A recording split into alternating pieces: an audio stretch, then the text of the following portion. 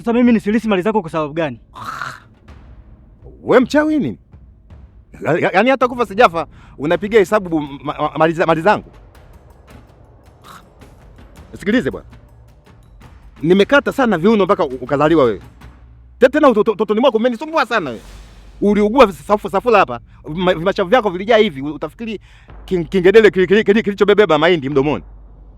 Magonjwa yalikuwa hayapungui, mara kwa shako, mara kiliba tumbo, mara utapiamlo, lakini mwanaume nilipambana mpaka leo wewe ukufa. Uko hivi. Nimeshatuma pesa zangu nyingi sana, nimekupeleka mpaka uchuo. Umeenda umesoma, umetumia zangu za kutosha. Msomi mkubwa.